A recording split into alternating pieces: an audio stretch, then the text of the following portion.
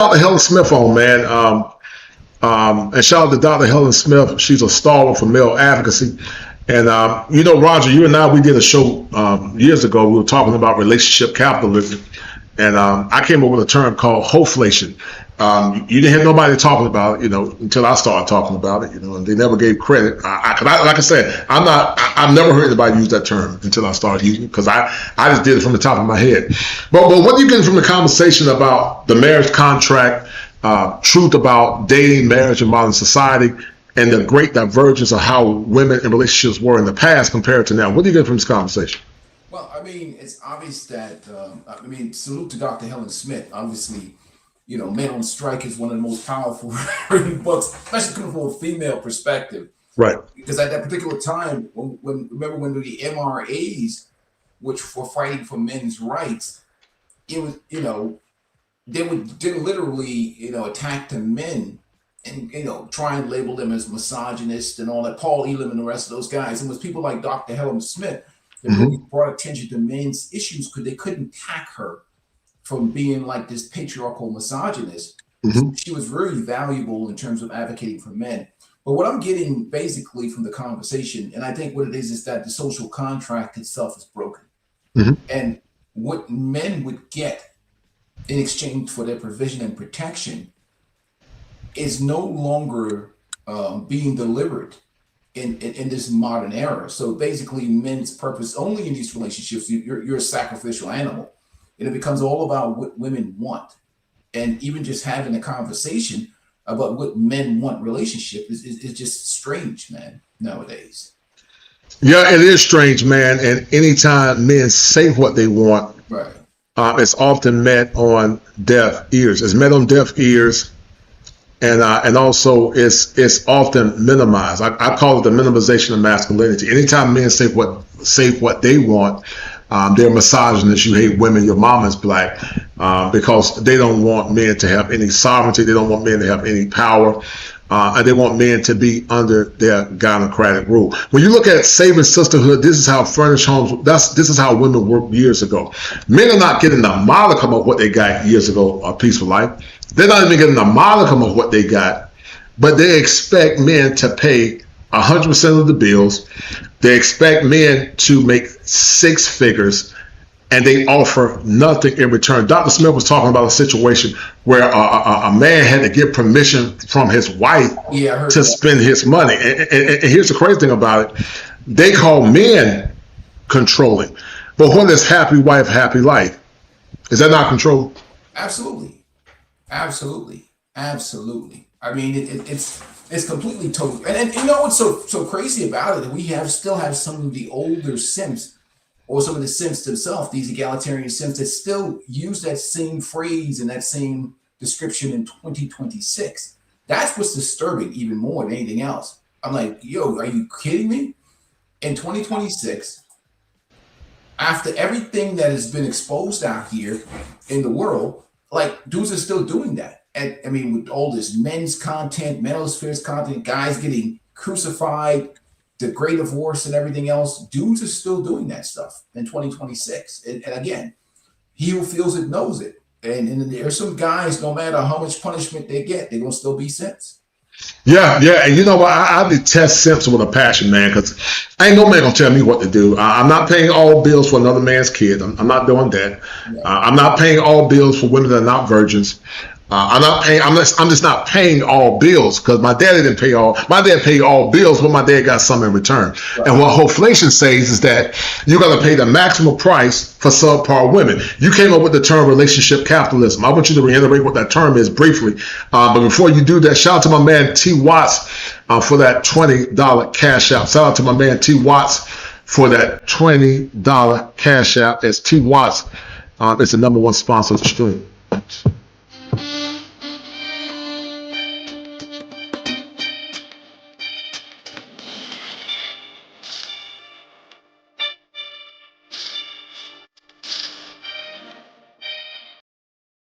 Shout out to T. Watts and Theo Waff as they are the #1 sponsor of the stream. Go ahead, man. Briefly, go ahead.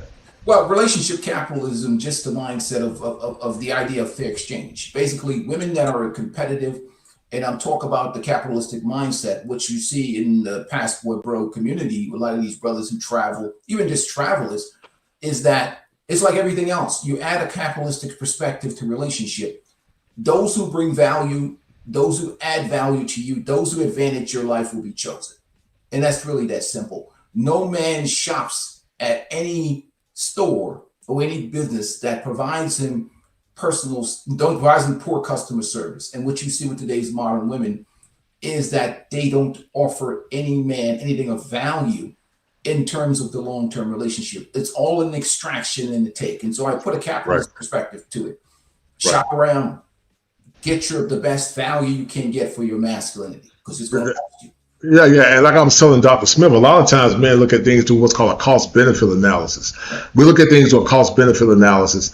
And what a lot of men are saying now, I'm not doing it, because of incessant narcissism, selfishness, trauma. Every time they see men through the lens of negativity. They don't never talk about the good that men do. They don't talk about the good things that men have contributed to society. Everything they see about men is through what's called a negative schema. And I tell men, listen, if you're dealing with a woman that see all men as bad without adding nuance to it, then you need to stay single and get you a woman from a country where she's been traditionally trained to be a wife. Buy necessities and create emergency funds that protected their marriages from disaster. The clubs were also places where women shared advice about managing households and supporting husbands through difficult times. Older women mentored younger ones, passing down wisdom that had kept their own marriages intact for decades. The discipline of saving together taught wives financial skills that benefited entire families. Husbands trusted their wives with money because they saw the results firsthand. The Savings Club was more than economics. It was sisterhood, education, and a safety net woven by women who understood that strong marriages needed strong foundations. Husbands walking their wives to work every morning was a sign of devotion that Black couples in the 1940s understood deeply.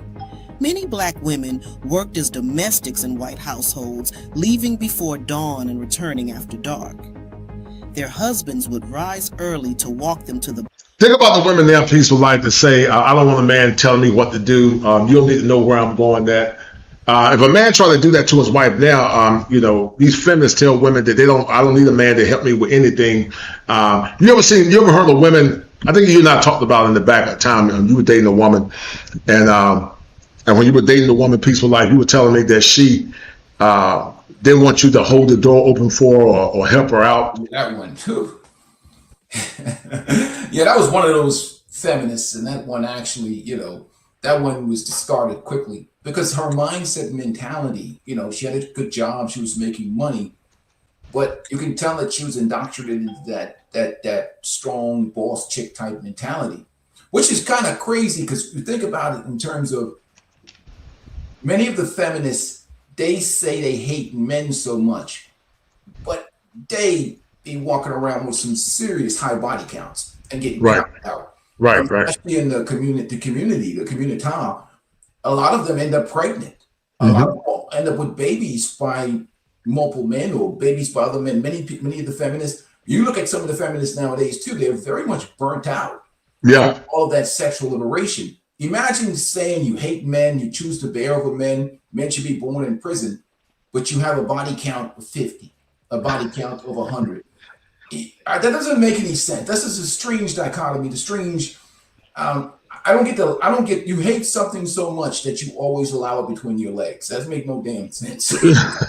No. It blows my mind, you know what I mean? Right, no, it don't make... Folded up by something you hate. I don't get it. And you know what? I'm gonna tell you something, man. What I'm trying to do, what you do, and other men, we're doing God's work because the church is not doing. The church won't touch these topics because the church is afraid. Shout out to my man St. James Palmer for that $10 cash out, man. I appreciate it, brother. Shout out to St. James for that cash out. But they won't touch it, man, because they're afraid. They're more concerned about what men will say instead of doing what's right and being a clarion caller, because the world is not going to change until men begin to speak out. And I think men are speaking out, and I think they don't like that the after effects of men speaking out. Hold tight. bus stop, or all the way to their employer's door, ensuring their safety in a world that often treated Black women with cruelty. This daily ritual was about more than protection. It was a husband's way of saying that his wife's labor mattered and that her dignity deserved to be guarded. The walks gave couples time to talk, to plan, and to stay connected despite exhausting work schedules. Neighbors who saw these couples walking together every morning knew they were witnessing something sacred. The husband who showed up rain or shine proved his reliability in ways that speeches and promises never could. These morning walks built trust and reminded both partners that marriage was something you did every single day. Sharing meals with neighbors was a practice that strengthened Black marriages in the 1940s by weaving couples into their communities. Sunday dinners often included extended family and neighbors who brought dishes to share, turning meals into celebrations of abundance. These gatherings created accountability because couples knew their neighbors were paying attention to how they treated each other. A husband who was kind at the dinner table was likely kind at home. A wife who spoke respectfully of her husband in front of guests was honoring her marriage publicly. The shared meals also reduced the isolation that can poison relationships. Couples saw other marriages up close, learning what worked and what did not. What happened to beautiful Black women, man, in your opinion, man? What happened to American excellence, but also what happened to Black American excellence? Because I will argue at one point, there were no women that were more couth than the American Black woman. Go ahead. Well, what happened to them is very simple. Once the Black community got in bed with white liberals, that's like drinking from the poisonous lake. All of your values, the values of the church, and when you spoke about the church itself, the church right now is curious about money. And you have a lot of white liberal feminist ideology. What they do is, and Malcolm X warned us about this, they use the Black community as their social experiments for their certain agendas of certain communities, the alphabet community, because they wanted to hijack the civil rights movement for their own benefit. Right. And I think once you got in bed with white liberals, everything just went south because a lot of white liberals were rebelling against their daddies. Here's my Black Negro friend, and I'm going to experiment on him and his family. And obviously the government empowerment, and Black women themselves taking on the mantle of feminism, even though they were never oppressed by Black men who were fighting with their own racial discrimination issues. Right. We have a downward spiral once we got in bed with white liberals. And that's just really what happens. The value system was lost. The church became a pandering gynocracy to women, because now you have the part of feminism that brings in sexual liberation. That deteriorates everything, sexual liberation. Because now what happens is now, whenever you have a situation where there's free-flowing hippie type sex being transacted outside of marriage, sooner or later the family is gone, the strength of the family is gone, and deterioration. Now the pastor has to make a decision. If I hit them with this hardcore gospel, what's the offering plate's going to look like on Sunday? Right. And you see even now with some of these content creators, they try to spin the block and pander to women a little bit because it's turned into a matriarchal culture. And that's why I cook them on my channel and smoke them all the time. Because what I see is they try to sell men out. Or, somebody maybe is paying them, or somebody maybe is giving them some money on the side. Because that's really the first thing you need to do is find out who's paying somebody. Right. All these people, these talking heads, the Scott Galloways and the other ones, who is paying you is the only question you need to ask that lets you know exactly what's behind what they're saying. No, I agree with that. Some of them are definitely, in my opinion, paid operatives, and they will sell the community up the street. I agree with that. They borrowed recipes, shared stories, and built friendships that provided support during hard times. The dinner table became a classroom where younger couples observed how elders interacted after decades together. Breaking bread was never just about food. It was about building bonds that made the whole community stronger. The unwritten rule that married couples never aired grievances publicly was taken seriously in Black communities during the 1940s. This rule was a commitment to privacy. What happened between a husband and wife stayed between them, and anyone who violated this code faced judgment.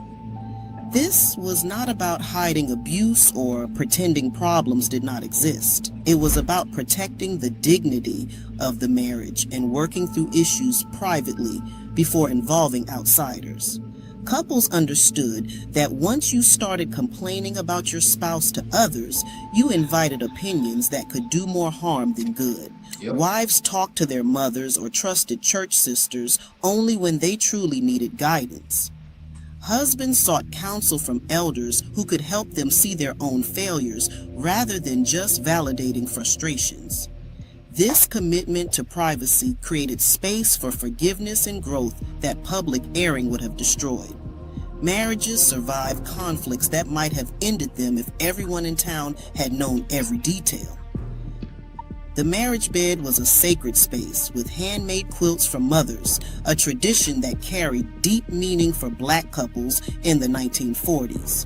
When a daughter married, her mother or grandmother would present her with a quilt made specifically for her marriage bed. These quilts were not just coverings. They were blessings stitched with prayers, hopes, and wisdom. Every patch told a story, and the hands that made them had smoothed blankets over children, nursed the sick, and held husbands through grief.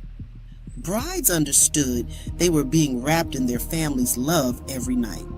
The quilt represented the continuity. And that was a social contract back then, man. Philip Redding said, "Have you seen?" Yeah, I saw Pastor Jamal Bryant let his wife dress like a 304. Yeah, I saw it, Philip. Yeah, shoot. I saw it. I definitely saw it, man. He's that guy, man. I ain't even gonna say anything. I'm surprised he doesn't get struck with lightning, but that's another whole nother story. It says a whole nother story. All right, hold tight. Continuity of generations, and the expectation that this new marriage would add to that legacy. Husbands respected these quilts because they knew what they meant. The bed covered by that handmade blanket was where children would be conceived, where whispered conversations would happen, and where the intimacy of marriage would unfold. That sacred space was protected by the love sewn into every thread. That's it. Wives who worked domestic jobs while funding their husbands' dreams were a reality that defined many Black marriages in the 1940s. Women spent long hours cooking, cleaning, and caring for white families so their husbands could. Let's get to this point, Peace. You hear a lot of women now say, Right. they complain about marriages. They say that they can't rest in their femininity because they have to cook. Right. And these goofballs telling men to pay all the bills so she can rest in her femininity. And I've said it before in the past is that my dad even told me when him and I were talking when I took him on vacation, women have always worked outside the home. Most Black women in the South was working for white families or they were working on the farm, and they still came home and cooked and took care of their kids and also took care of their families. And it was tough because a lot of the men back then too would work from sun up to sundown. The men would get up about 6, 7 o'clock in the morning and work about sun up to sundown. But women now have more. They have modern day appliances. They have microwaves. They have electric stoves. They have washing machines. They have dryers, and they had more, but also they complain more, and they give less when they come down to sexual market value. How would you respond to that? Well, there's three factors in there. One, Hollywood fantasy. Two, feminism. Three, hypergamy. And I mean, a kind of weird hypergamy, because in terms of the value of a woman, being sexually promiscuous and sexual relation actually lowers a woman's value in reality in the minds of men. But and then you add in now modern day social media, but mostly with the feminism part is that they were taught that men are these monsters, and that being in a relationship and being under the leadership of man was abuse. So they don't want to serve men because they were raised to hate men. Mm-hmm. Them, and especially those that have been imprinted young, they've enjoyed sexual liberation, they're strong and independent, For them to be with a man, it has to absolutely financially advantage them in terms of providing a lifestyle that's so comfortable, so effortless, that it compensates them for being with what they hate, which is being with a man in a house. So that's why they talk. There's all kinds of crazy things going on in their head. And again, that feminism, that false narrative being sold by Hollywood has completely ruined their brains in terms of what they expect. But what's crazy about all this is this. We saw the situation with that Atlanta homeless guy who got 1,000 women that offered him a place to stay because he was looking physically attractive, because especially in the Black community, Black women are very much controlled by their sexual appetite. And I guess that's part of being in the matriarchal culture, where certain archetypes of men actually can exist in a realm of mediocrity. And they don't have to meet any of these standards of paying 100% bills or anything. They can actually be a bum. They'll date them in jail, especially if they built and doing them pull-ups and send out some social media clips. That's what's the strange part. And that's part of having government empowerment and the welfare state to replace men. And they can take risks by dating certain types of men because the consequences is buffered by the government and a gynocentric environment and a gynocentric system. So it's a strange dynamic that we see out here today. There's so many different factors involved, but ultimately, those women in general don't want to be under the authority of any masculine man. No, they don't. I was telling Dr. Smith, it's taxation without representation. Hold tight. Pursue education, start businesses, or save for homes. This was not resentment or sacrifice alone. It was partnership in its truest form. These wives believed in their husband's potential and invested their labor into making that potential real. Husbands who received this support understood the weight of what their... And you know what my dad told me, Peaceful Life, I got it on video. He said back then women also, they cooked 3 times a day. So they had less appliance, they weren't ran through, they didn't have kids by other men, they were a lot more God-fearing and grateful, and a man got a better product. You got a less product with higher demands now. A lesser product, but a product that expect you to be like the men of yesterday. And these goofballs on the internet, I'm telling me they got to pay for all the bills if they want to get respect. That's these goofy communitas simps, man. And I think what happens is, it started out even with the rap industry of it, worshiping women and whatever else. Those are the women worshipers and not understanding that women have to bring value to the table. So right. It's such a gynocentric gynocracy that they have absolutely, even remember Steve Harvey, he's a goofy boomer simp, talking about women don't have to bring none to the table. Look, you got a whole woman that can make a baby, really. That's the type of thinking that these guys have. Right.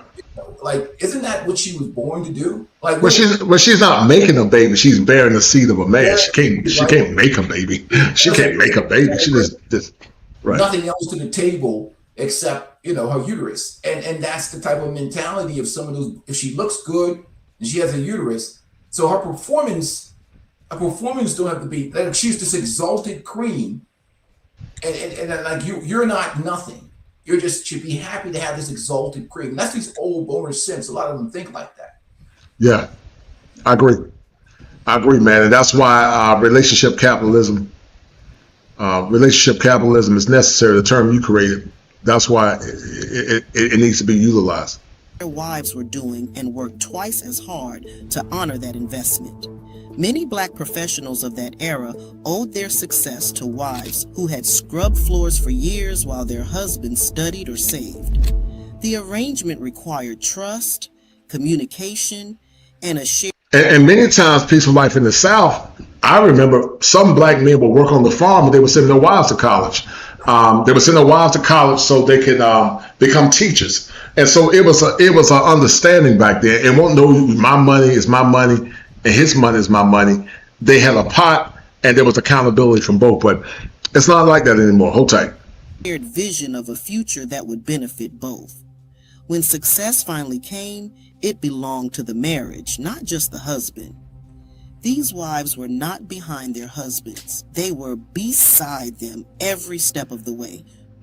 Church mothers pulling newlywed brides aside after service was a tradition that saved countless black marriages in the 1940s.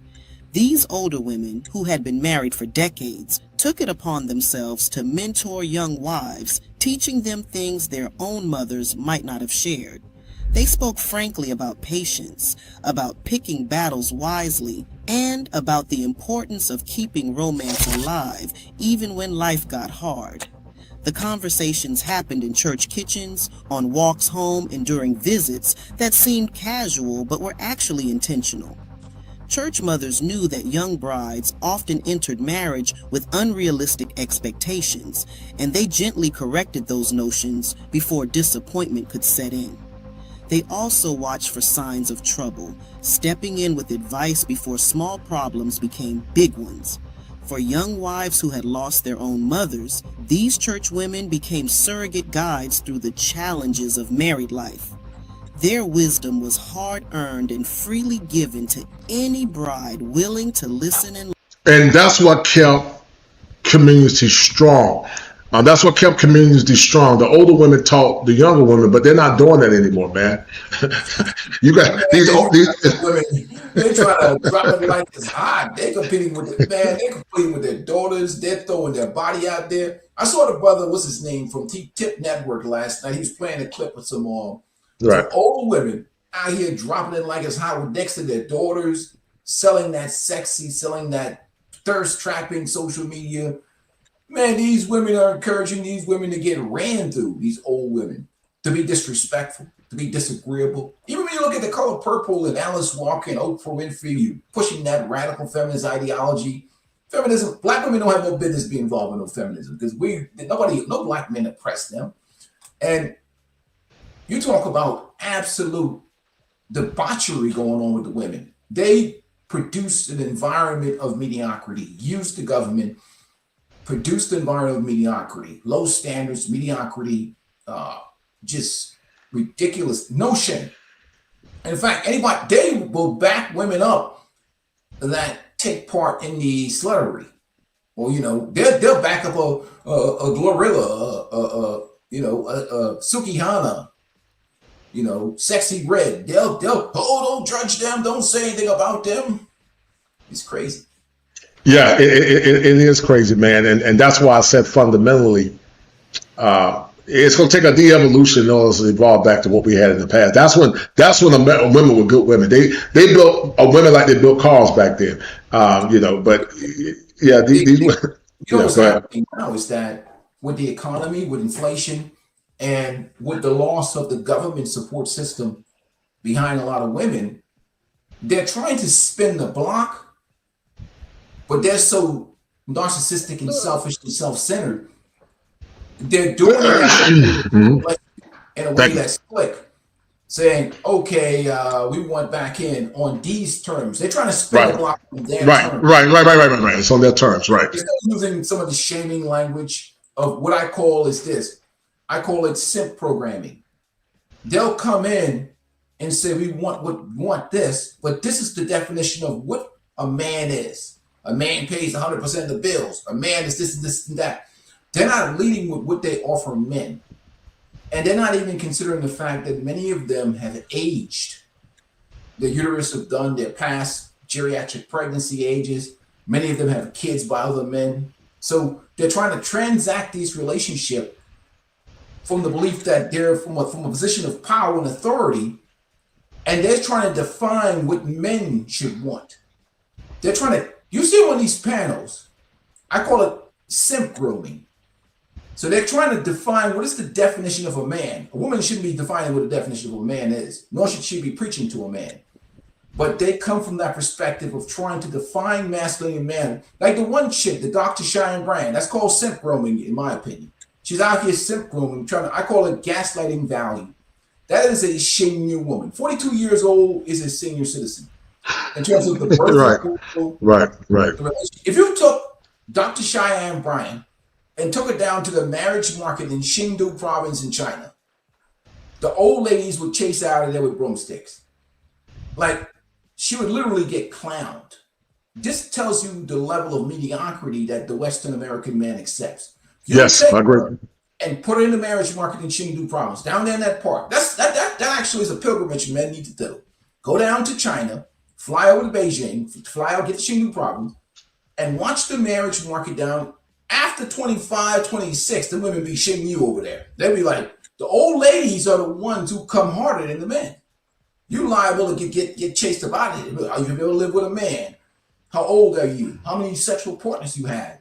Right. And they don't want that in their families. They don't want Right. ran to women Right. or certain types of women because Right. you're a bad representation. So what I see now is with these older women is what I call gaslighting value and simp grooming. Grooming men to take lesser and lesser standards and shaming men's desires, the men's standards, the fact that we like youth, we like purity, we like certain things we don't like our women ran through. A man likes to walk down the street with a woman on his arm that he doesn't feel like the village has used. I totally agree. I totally agree. And that's what yes, and that's what men got years ago. That's why when I hear men telling I pay all bills and then take care of another man's kids and and all this. Cause I mean, these guys sound like idiots, man. My dad 82 and he said he wouldn't even do it.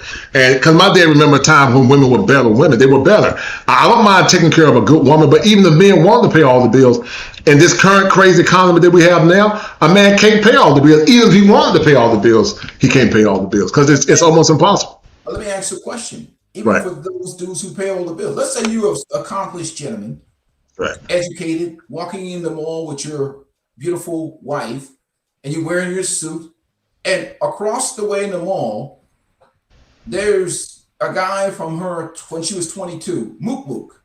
Mook Mook has his pants down to his ass. He's our age, still looking like he's young. So, and he has his beard. He look at tatted all up. Not that I'm against tattoos. And he look over you and say, "Hey, what's up, yo? I used to, And he used to hit your girl back in the day, your wife now. You're paying all the bills. He has vigorously and viciously pounded her out. And he looks at you. This dude, he's been in jail. He's a high school dropout. And you all there in your master's degree. And you have to, every day, you have to go home with your lovely wife that Mook Mook just pounded, but has been pounded out for, let's say he pounded it out for 5 years in a row.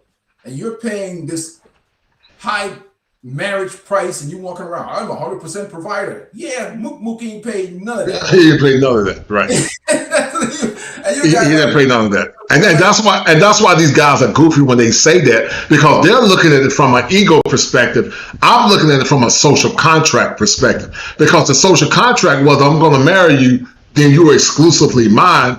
You're not giving your body to multiple men, and I'm not taking care of your kids, and you're under my leadership.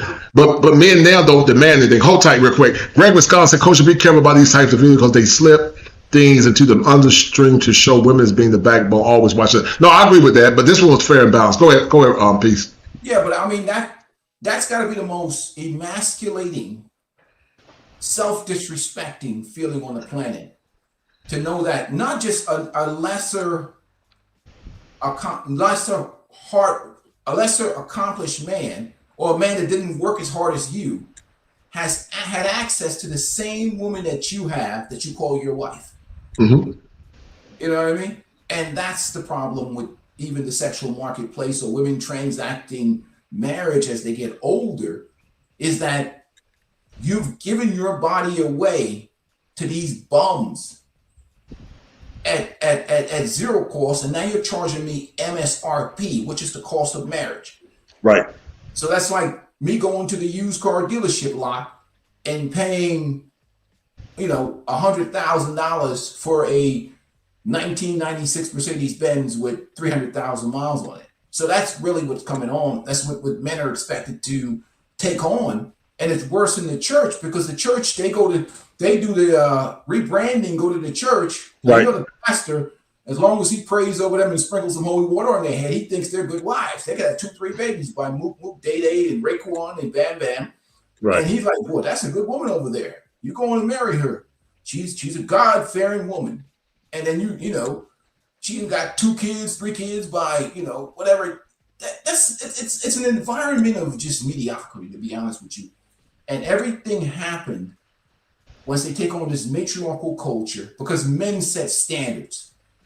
Dads don't tolerate that bullshit. Right. But since everything is matriarchal women, so they're expecting men to be honorable and be traditional in this, you know, this disgusting ran through environment. You're getting every man's leftovers. I always call it trash can dating. Right. I call it, and no matter what status you are, whether you tall or big like us, or you short and 5'2", we're still all digging out the trash can, is my opinion. And that's why I tell guys, what exactly are we celebrating as men? You know what I mean? It's a terrible environment, man. It's a terrible time period to be a man. You're literally a trash can dater. Yeah, I agree with you, man. You're a trash can dater. And I came up with a term called taxation without representation. There's no more. Right. Everybody's using everybody else's mouthwash. That's a terrible. Right. And that's why I get frustrated when men don't have any standards, man. Because listen, men are waking up. We are changing the conversation.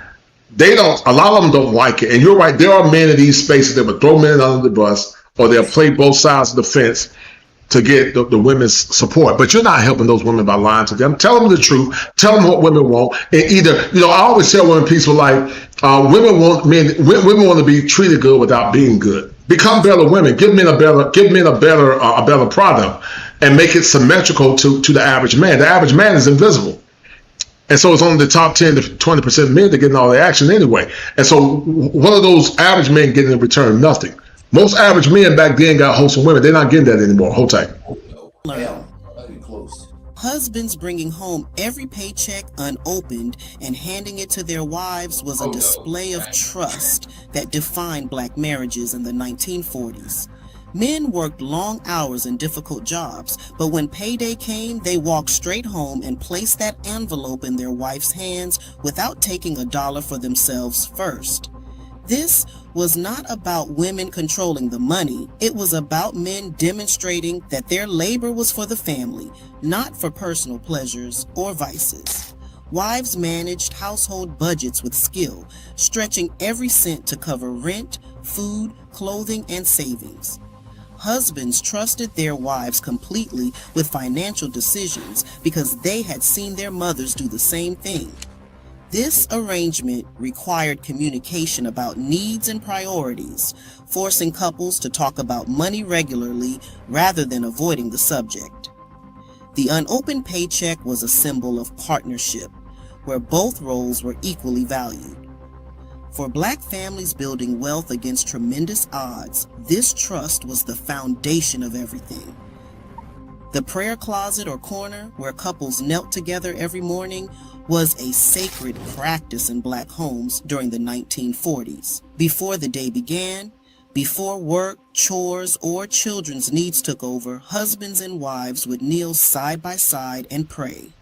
They prayed for strength, for provision, for patience with each other, and for protection over their family. This daily ritual kept couples spiritually connected even when everything else pulled them in different directions. What's your take on back then, men? I can see where that comes from. I think women were better then. I know there are going to be some that disagree, but they were better women. And I don't mind giving, okay, I got to be careful how I say this. If you're going to give your check to a woman, as long as it's regulated under your expectation, then that's one thing. But giving your check to a woman just for the sake of giving it to her and not having an expectation, that's something totally different. What do you say about that? Go ahead. I ain't giving my check to no damn woman. Hell no, it ain't happening. I can understand what they were doing at that particular time because all the money was considered the family money. Right. A different type of woman, but I ain't giving no money to no damn woman. Right. And that was back then. That was back then, right? The women then were different. I understand why they did it, but right. Right. You know, like I say, if you're going to do that, and you got restriction on how you operationalize it, and that's one thing. If you say, okay, look, I'm bringing this whole check home, but me bringing this whole check home, I have expectations, and that's one thing. But bring the whole check home and she doing what she want to do it with it, and she don't consult with you, and you gotta ask her for permission. No, we're not doing that. That's a problem. If they heard the seat, what'll happen to this? Okay, a modern woman will hear this thing, right? Just like when Kevin Samuels was talking about high value man, and he used the term $100,000+ and more. All they heard was high value man, $100,000+. That's all they heard. So everything else he said about what makes that man high value was lost. They all they heard is, oh, $100,000+. So even a bum ass chick in the projects start talking about $100,000 as this minimum standard or this minimum, when the majority of people in America make like $40-something thousand a year or $50,000 a year or less. So what happens is many of the women have selective hearing, and you got to be careful with them. They only hear the things that benefit them, and that's the danger with a lot of conversations. They don't consider the context or the dynamics at a particular time or the cultural perspective of a particular time. They only say about, oh, what is it that benefits me? And again, with Kevin Samuels, $100,000, that's all they hear, man. These women only hear what they want to hear. So you got to be very careful with them, especially nowadays, because if you want to talk about what standard that they should be to receive certain benefits, their ears closed down. Yeah, I agree. I agree.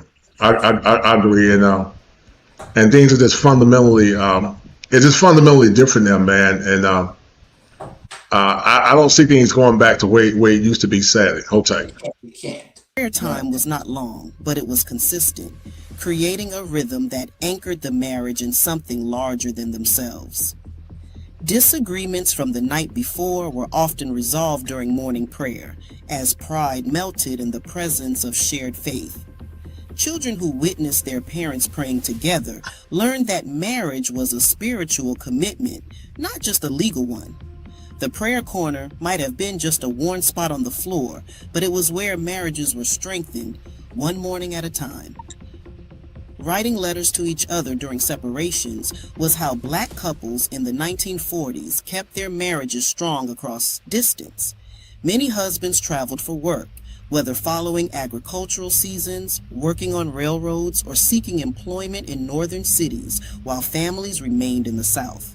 Wives would write detailed letters about the children, the garden, the neighbors, and always end with words of love and longing. Husbands would respond with news of their work, money they were sending home, and promises to return soon. These letters were treasured and saved, sometimes read multiple times before the next one arrived. The act of writing forced couples to express feelings they might not say face to face, deepening emotional intimacy across miles. Some couples kept their letters for years, tying them with ribbon and storing them in special boxes. For marriages tested by economic necessity and forced separation, those letters became lifelines that kept love alive until reunions could happen. The rule about never going to bed angry was taken literally in black households in the 1940s. Couples understood that letting resentment fester overnight allowed it to grow roots that became harder to pull out. No matter how tired they were or how heated the argument had been, they stayed up talking until some resolution was reached. This might mean one person apologizing, both agreeing to see the other's perspective. Let me ask you a question. What do you think that the sexual revolution has done to modern dating? I think we talked about in part modern dating and relationships. You had to give a detailed analysis. It created a environment where women are being imprinted by men of a higher status level, a higher caliber, because a man that's a status level of a 10 will pound out a 2, will pound out a 3 or 4 or 5 or 6. So what happens with women with that hypergamous mindset, if she got a certain guy in her youth That is the standard. And when it took away all the shame from sexuality, the women were kind of exploring their sexual freedom. And again, that's what the problem is now too nowadays, because here's the problem. We have a tremendous amount of single women that have been married, that have divorced their husband because they got bored and wanted to get back out here in the sexual marketplace. Older women, older feminists from the past. Look at Oprah's friend Gail. She's 70 years old, still looking for a man. Still looking for a man. About dead. Those old women ain't gonna let younger women get a better deal than them. So Right. they're going to encourage those women to get ran through and blown out like they've been. Mhm. They're not going to help the younger women. They're not. The shame from the older women is what control the younger women. They're not going to allow that. I ran through. I mismanaged my youth. Shoot, I ain't going to help you. Hell no. Women are very much into sabotage. Men compete, women sabotage. You ever heard that saying? So they're going to sabotage the youth. And that's what we see nowadays, older women sabotaging the youth. Between sabotaging the youth and trying to gaslight value. That's what I see older women do. Gaslight value of how valuable they are, what men should be, and what men should bring to the table, and trying to program even the young men to accept a level of mediocrity through gaslight. It's a disturbing environment. Guys, go hit the link if you want the book by Dr. Helen Smith called His Side, also author of the book Men on Strike. And Dr. Smith said something that was very profound, Peaceful Life. And she said that men on strike, you know, like I hear some guys in the space saying women come back to the table. Men say they're not coming back to the table. They're not even on strike. They're gone. They're not coming back to a table. Coming back to what? What are you coming back to? I'm not coming back to no table. You know, when we come back to the table, look at that way, we're not coming back to no table. It's over with. It's over with. So what? What are you getting at the table? That's the fundamental problem, is that what are you getting? Okay, the problem is that they're transacting marriage after they've been out here 10, 15 years, getting literally blown out. And the younger women weren't raised with any type of wifely skills. Right. So you basically, I call them loads. You got a load. She's good to maybe make babies with, get her pregnant, she has a kid, but now you got to work all these hours. You work 70 hours a week. You got to cook. You're going to have to do a hell of a lot of baby chores. You have to do your own laundry. You have to do everything else because she has no domestic skills. Mm-hmm. We are better cooks than many of these women, because if you date some of them, you realize that all they have is DoorDash in the refrigerator. Mm-hmm. So you basically get a uterus and a vagina, the ability to bear a kid, but you got to do all the heavy lifting. You're probably a better cleaner than her, a better cook than her. You know, it's almost like you're better off hiring a surrogate in some third world country to have a kid for you. You're right. Right. For? You know, like mom, grandma, auntie, I'm gonna have this chicken in Uganda or something, or Kenya or something. Have 2 babies for me, okay? We're gonna bring her back to the family. Well, I'm gonna show you something, Peaceful Life. Let me show you something, man, because I'm glad you brought that up. Because I'm gonna show you something. I'm gonna show you something about a woman. This particular woman. How this woman doesn't even have any legs, man. Oh man. No. Hold on. No. It's a good thing. It's not bad. Hold on. Fire. Hold on a minute. Hold on. No, that's not it. Loving towards her or That's not it. Hold on. Victimization. Now look at this woman. How she's from Botswana. Right. And so this was traditional marriage years ago. This is what we metastasize into. Well, actually, this isn't what Dr. Taraban said real quick. And you actually gave me this clip, so I appreciate it. This is what Dr. Taraban said. And then I'm going to show you a woman that not only understands the marriage contract, but her marriage is God-centered. Destruction of the family, the eradication of objective truth, and the false assertion of paranoid persecution and victimization, which have led to groupthink. Watch Doctor explain in less than 2 minutes why gentlemen are dead and are not coming back. Good guys are gone, and so is romance. Who killed it? So that's the answer to the question that began this series. Where are all the gentlemen? They disappeared when the lady went extinct. And it wasn't men who killed her. Women have proudly fought tooth and nail to escape the social restrictions that define that identity over the past 60 years. So what's the problem? Well, the problem is that modern women want the best of both worlds. They want the social freedom of the prostitute and the respectability of the lady. And that just doesn't make sense. Like, one person can't be both a lady and a prostitute at the same time. If these designations are to have any meaning whatsoever, they need to be grounded in objective phenomena. And while it's always kind of easy for a lady to become a prostitute, it's very, very difficult for a prostitute to become a lady. It is possible, like the Empress Wu, who started out as a concubine in Chinese history, but it is much more difficult than the opposite. So let's be real. The standard template for a woman's behavior in the sexual marketplace today is to engage in casual sex without commitment through their 20s and then settle down into marriage around 30. That is, they want to enjoy the social freedom of a prostitute for 10 to 15 years, and then they want the respectability of a lady for the rest of their lives. And unfortunately, that doesn't make sense to men. It doesn't make any sense.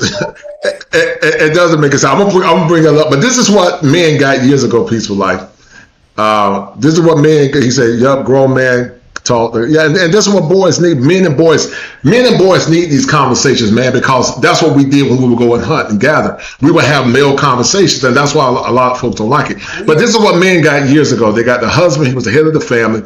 He was the leader, provider, and protector, and the part of the social contract, the one supposed to preserve her body. She nurtured and she honored and she submitted to the man's leadership. Go ahead, man. Yeah, I sent you a clip in the private chat. I got it. I'm uploading it now. Delusion that we are dealing with today and how important mental illness is. But this is how we talk about the idea that the best men supposed to get the worst of a woman. The worst of a woman, right. It's mind-boggling. And they don't see that they fought for their own destruction with sexual liberation. They fought for it. In the words of the doctor, they fought to be the prostitute. Right.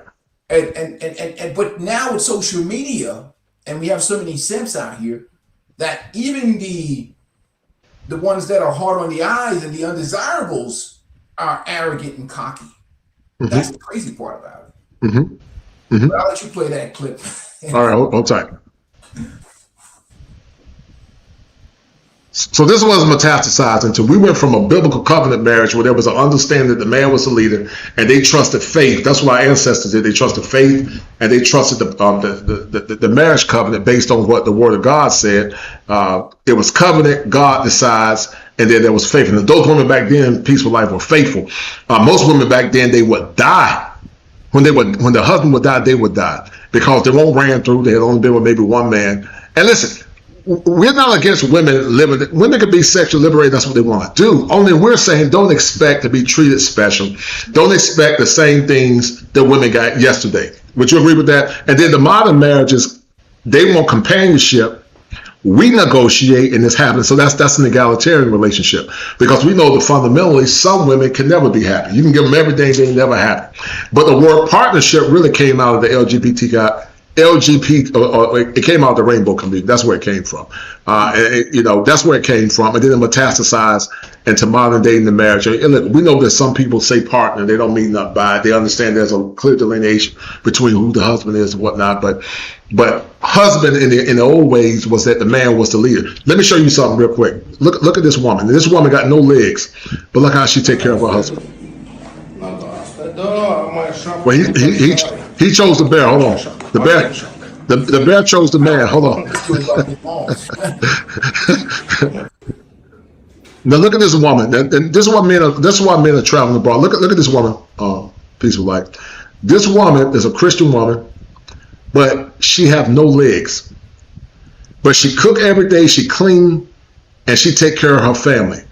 And she has godless. Listen to what this woman's saying. Listen. Husband for dinner.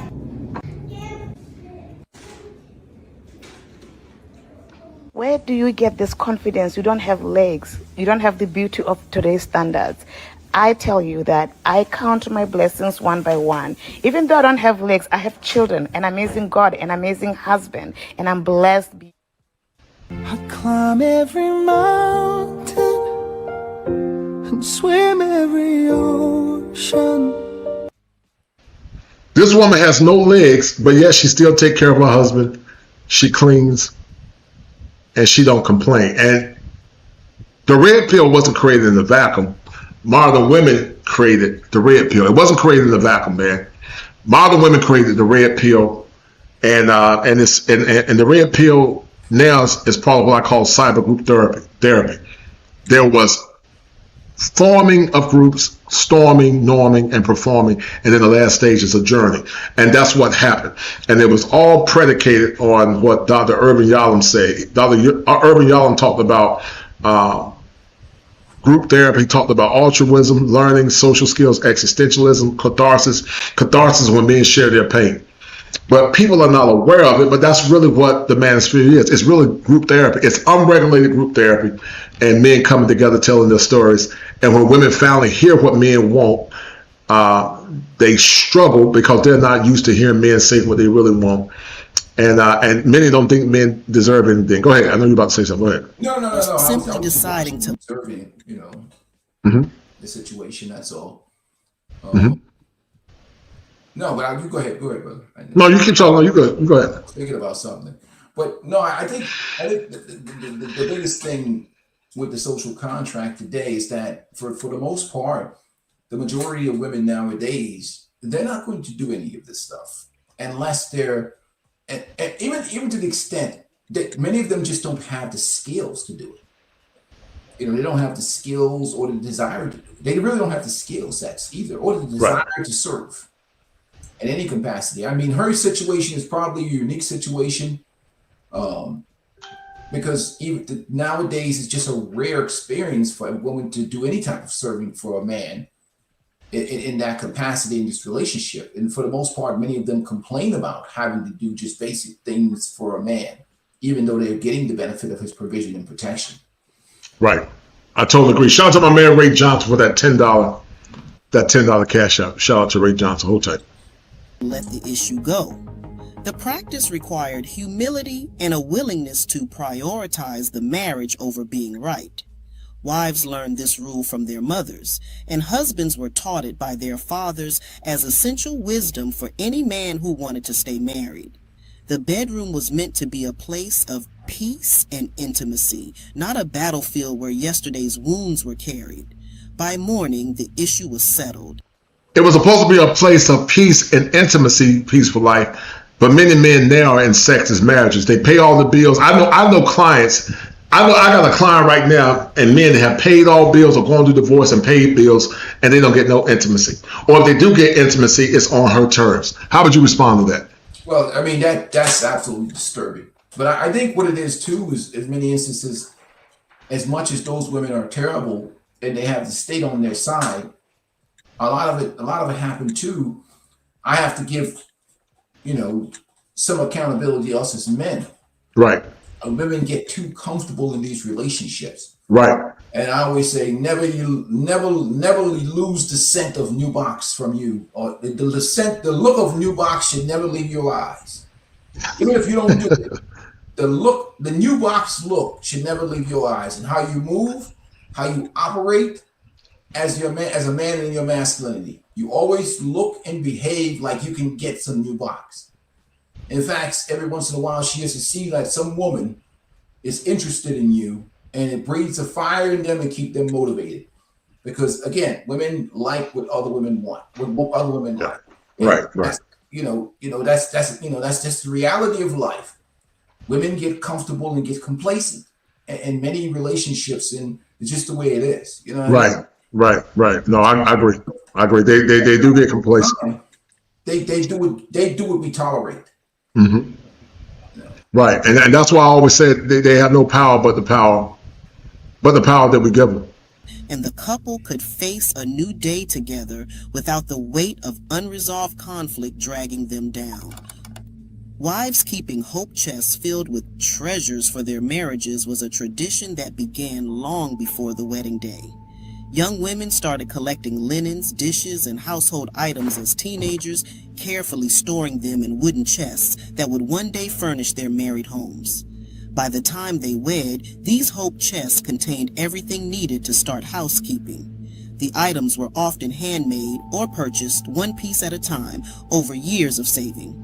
Mothers and grandmothers contributed pieces as well, adding embroidered pillowcases, crocheted doilies, and family heirlooms to the collection.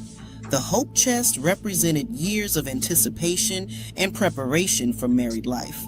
Opening it after the wedding was like unwrapping a lifetime of dreams. For Black women who often started married life with limited resources, these carefully gathered treasures made new homes feel established from the very first day. The chest itself became a piece of furniture that followed couples through decades of marriage.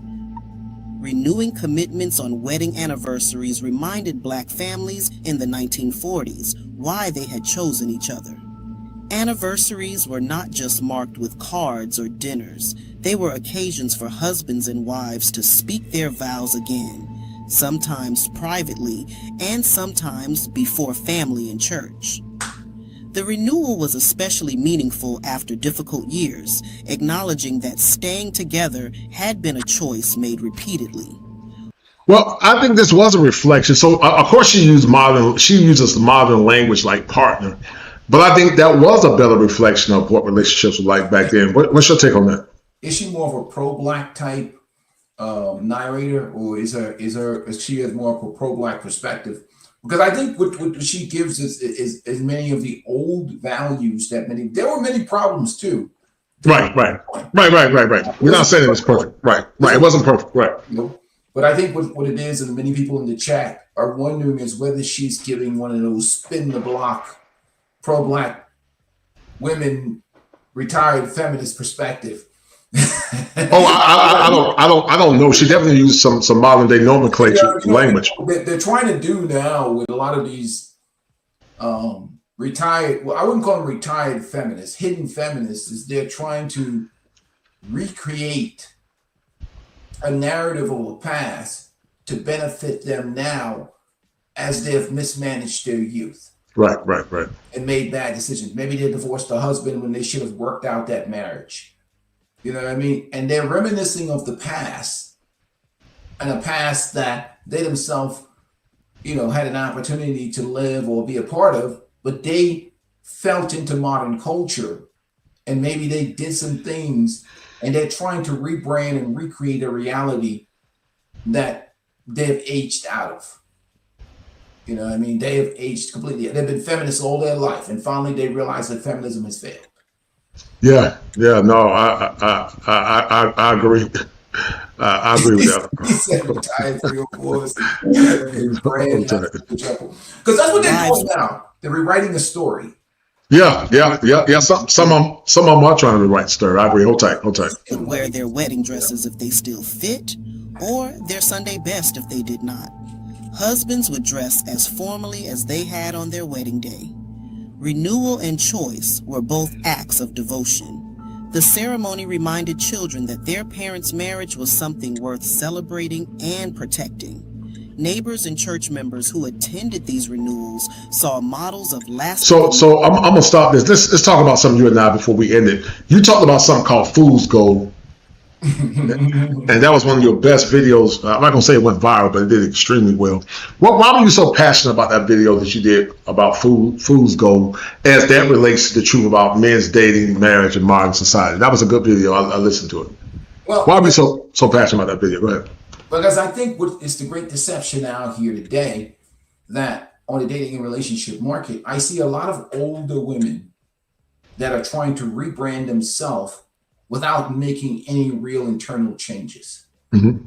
And what happens inevitably is we have a community that's infested with simps. The standards are incredibly low. Men will accept anything that looks halfway decent and has a working vagina. And if you cannot be successful, that's like when I see certain women overseas saying that they're dating or looking for a man. If you cannot find a man in a matriarchal culture where you've beaten down the self-esteem of men using the government, using the system, you cannot find a man anywhere because the standards are just so much higher. And when you see a woman, she looks good, she's older. I can understand why a lot of men are single. Divorce laws, men lose, feminism, women cashing out of marriages, women marrying the cleanup man, example, Boys Watkins type situation. All these situations why men are single. A woman that looks good, has a nice body, has had so many opportunities to transact marriage throughout her life. And the question you have to ask, why is this woman 40-something years old, 50? She's not a widow. What is it that the older men know about this woman? Who's running from that woman? Because every time you see a good-looking woman, there's some man somewhere that can't stand her ass. So it's just like he's looking at you from across the street, laughing at you when you go to get a number. Right. Their mental illness problem. Is she an insufferable feminist? Is she loaded with death? Is she just such a empty vessel because she's obviously had experiences in life, or she has unreasonable standards? And I'm guaranteeing you, based upon the culture that we have and such a demand for decent women, that they're such a minority that 9 times out of 10, when you meet them at that age and they haven't found a man, like I discovered even when dating 1 or 2 of them, you're dealing with fool's gold. Period. At this point in time, you find an older woman like that, 9 times out of 10, she's insufferable. She's just completely insufferable. 9 times out of 10. That's been my experience in life because somebody would have snatched it up. What adjustment do you see men making now, man, that maybe you didn't see maybe in the 90s when you and I were teenagers? What major adjustments are you seeing men make now? I think the adjustment men are making now is they're starting to protect their peace more. I think they're learning the lesson of men of the past. And I think relationships have gotten to the point where they've offered so very little value to men that they are deciding that, I always say being single for many men is incidental because they've fell in love with peace. Once you have found some level of peace, some level of calm, your money is right, your house is right, your life is quiet, you have that personal freedom. The relationships today and the women today now are competing against peace. So it's not them, the competitive market, it's them versus a man's peace. And that is a hard thing for a man to give up. And when you establish peace, you fall in love with your own company, anything that disrupts that is automatically toxic to you. And you can feel it in your blood. You can feel that your head tightening up. You can feel in your whole entire system, it just feels like it's under stress if somebody comes and disrupts your peace. And the women nowadays, all they're talking about is take. Me. Right. What a man can do for me, how a man can improve my life. And a relationship should advantage both people. And any time it only advantages one person, the woman, you've just taken on a load. So you're dealing with a lot of loads because women don't really develop themselves. They just become better victims long term. They don't get out of a relationship and say, you know what, I did some stuff wrong in that relationship. Most of them, majority of them, they just find other excuses. They create more delusion. The society around them, their friends group, simps, everybody else reassure them that they were the victim. And then they don't develop. So you're getting the same, they may say they're different, but that same 25-year-old delusional is now even more delusional at 50. Yes, right. Even more delusional as they gotten older. So the question is, what are you getting in these older women? Higher standards, more delusion, less value in terms of physical appeal and physical attractiveness. Yeah. And they falsely equivocate sexual market value with social market value. 2 different things. I create, the concept about social market value. They think doctorate degrees, having houses and cars and their social market value. Men don't care about your social market value. They care about your sexual market value. Youthfulness, beauty, fertility, chasteness, emotional regulation, and being compliant when it comes down to working with a masculine man. But you can't say that no more, because back in the day, people like, it said when you got married was honor and obey your husband, but they don't believe in that. You say that, you're the worst man in the world. You're a misogynist. You hate women, and so everything is under this crazy veneer of victimization. It's always men are bad. It's always your fault. Like you said, these simps, they lie to them. They tell them what they want to hear. They try to shame you outside of your sovereignty as a man. And if you don't do it the way they think you should do it, then it's always a problem. It's always a problem, man. And it's sad, man, because like I said, men years ago would never tolerate what men are tolerating now. I don't know about you growing up in the where you grew up at, but what did you see in your hometown, man, about how women were raised back when you grew up as a young man? I think more so before social media and even growing up younger, women were more realistic. Mm-hmm. Like, for instance, a woman that's my age knows she's not going to offer a man any children, knows she is not the 25-year-old version of herself back then, before social media, right? So she would probably come to the table with more realistic, reasonable standards, understanding that you're not going to get a man to pay 100% of the bills. You're 50 years old. You're old woman. You've been right. You should have your own money. Mm-hmm. A lot of these older women, they want to come to the table broke, in debt. They want you to pay their bills, all their bills, and treat them like a 25-year-old virgin. They probably had 2-3 kids. They've lived their life. But they want to get in a relationship. They want to spend your money, keep all of their money, and try and man shame you, make you feel like you're a lesser man because you don't want to pay for some old woman who you didn't grow old with. So you have a lot of these women come to the table with these unreasonable expectations in life and relationship. They're not even having a serious conversation. So again, we talk about simp programming, gaslighting value. There's no value that a man, in terms of the whole idea of marriage and family, is to build legacy, to build a family. You're not building a family with older women. And you certainly be crazy if you try to build some type of empire with some modern day feminists. Your whole empire is going to come sinking down. So what she said she gonna cook for you, man, and cook you a meal and treat you good, man. I'll take half of them bills and I'll cook for myself. How about that? Because I don't know young kids around. Look, I can go use that half of that money and go live a good life. Why would I take on the burden of an older woman that doesn't pay any bills? That's like, for me, not only is going to increase my bills, and what exactly am I getting here? An old woman? She's not going to have any babies for me. I'm done having kids. My kids are all adults. What is the value of an old woman that doesn't pay any bills? I mean, well, she might say you're not a masculine man. That masculine men pay all the bills. I would be the most unmasculine man on the planet if you ain't paying no bills. I'll be honest with you. I'll hold it to the standard of feminism, which is that, hey, aren't you a feminist? To the idea of me paying all these bills, what are you? Are you a misogynist or something? You think that men's supposed to pay all the bills? I'll reverse. The solution to feminism is more feminism. I'll become like a male feminist who try to get me to pay all the bills for an old woman.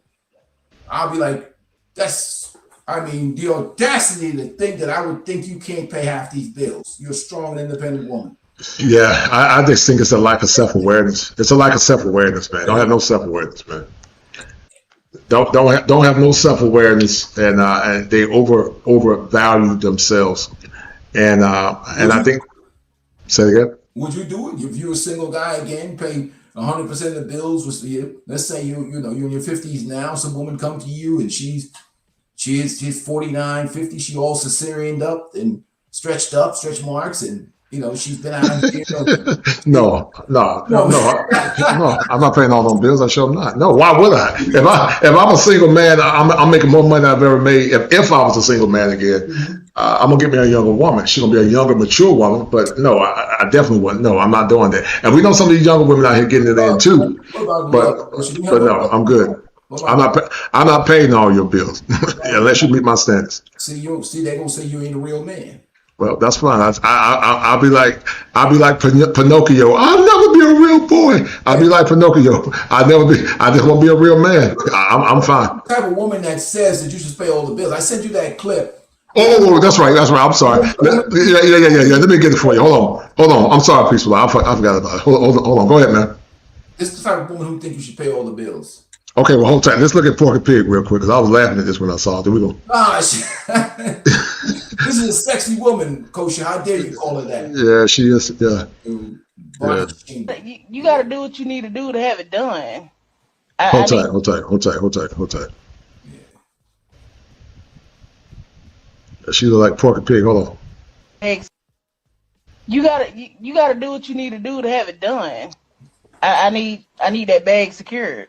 I'm already down. Why I want to be down with a dude that's down also? That makes no sense.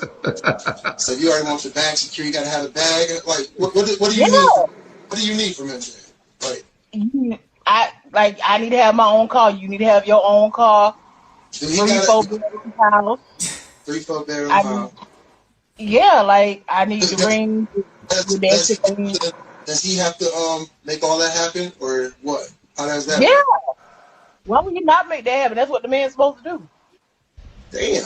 So what are you bringing to the table? If he got to get the houses, he got to get this big ass house. Like what am I bringing to the table? Yeah. I showed up to the table.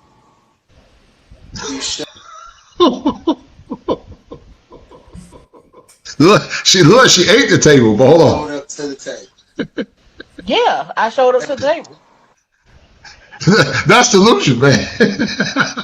You know, there was a time people like when big chicks were humble, man. Big blocks were humble women. They were some humble women. Big blocks were humble. But Kosha, somebody's begging her up. There's some dude for her to be this way. There's no dude in her DM. She wouldn't be this way unless somebody try to get at her. Right. That's what I'm saying. If you see these women and they look good and they can't find a man, that's why I said fool's gold. Because yeah, I agree. This woman here has this mindset. So what does that tell you? If you can't find a man in America, in the community, right. Wrong with you. Right. Hold on, people. We got a #1 sponsor in the house. Shout out to my man showing love, man. The Wall Report showing love, man. Shout out to the Wall Report. He's the #1 sponsor of the stream. Got number love for that brother. That's what I'm talking about. The Wall Report. He's the #1 sponsor of the stream. Shout out to the Wall Report. Shout out to you, the Wall Report. You got me, man. Yes, sir. Shout out to the Wall Report, as he is the #1 sponsor of the stream for the $50 holler. Shout out to the Wall Report. That's what I'm talking about. Good black men like the Wall Report showing love, as he is the #1 sponsor of the stream. Shout out to the Wall Report.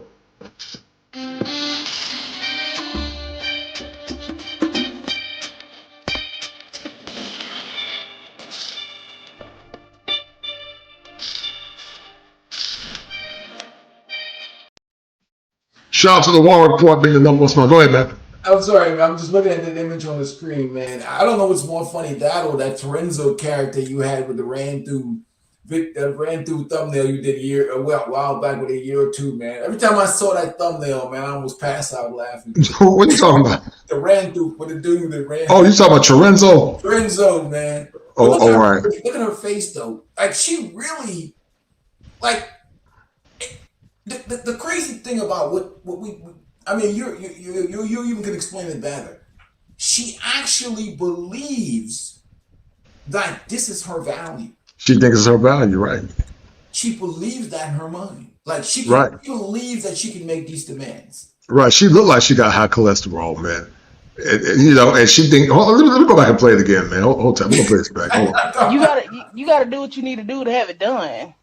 I need that bag secured. I'm already down. Why I want to be down with a dude that's down also? That makes no sense.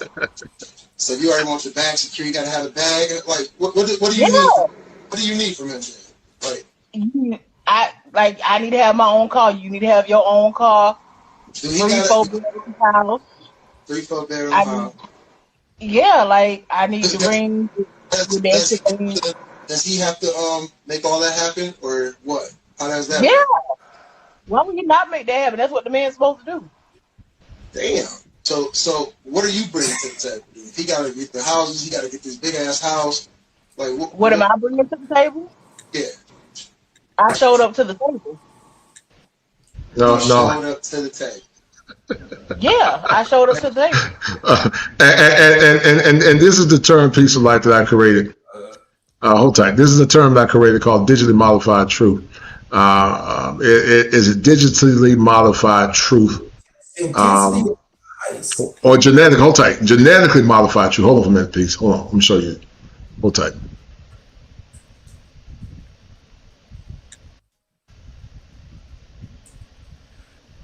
Genetically modified.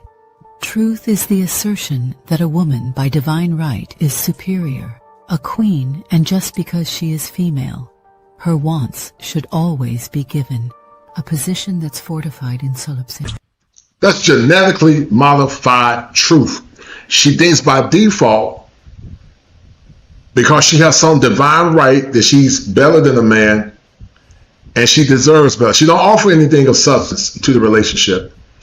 But it's genetically modified truth. Genetically modified truth is the belief in her head that she's better than a man. She deserves better. She should get better.